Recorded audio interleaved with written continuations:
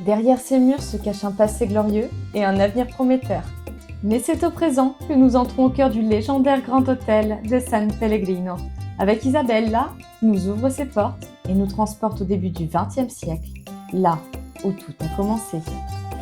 Nel gennaio del 1903 iniziano i lavori di costruzione e nell'estate del 1904 viene inaugurato.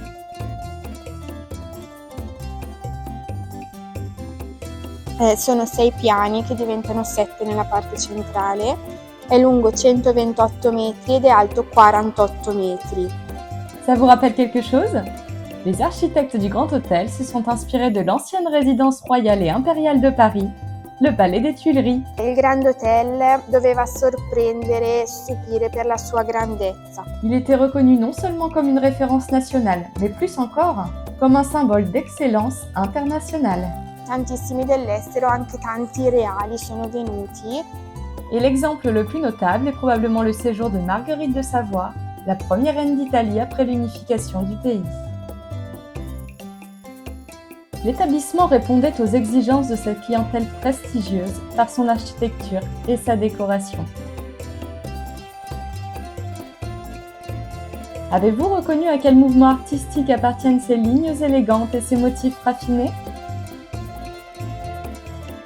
La réponse vendredi en story.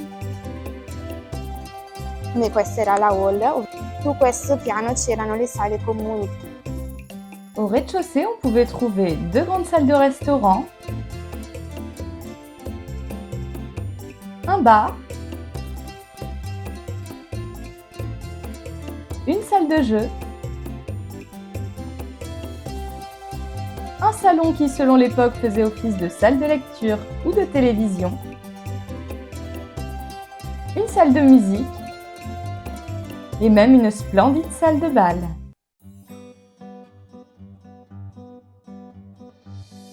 Revenons devant l'escalier principal façonné en marbre de Carrare qui menait aux chambres.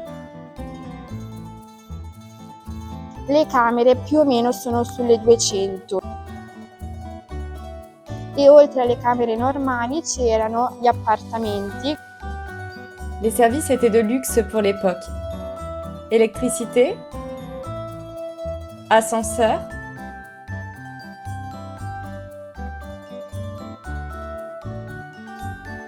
eau chaude, boîte aux lettres à chaque étage et l'arrivée du téléphone en 1907, ce qui en fait le premier hôtel de la province de Bergame à en avoir été doté. Poi addirittura costruiscono una sorta di trenino elettrico che portava in giro gli ospiti. Malheureusement, les visites sont maintenant interrompues. Mais pour une bonne cause. Alors rendez-vous vendredi sur Facebook pour connaître quelle sera la seconde vie du Grand Hôtel.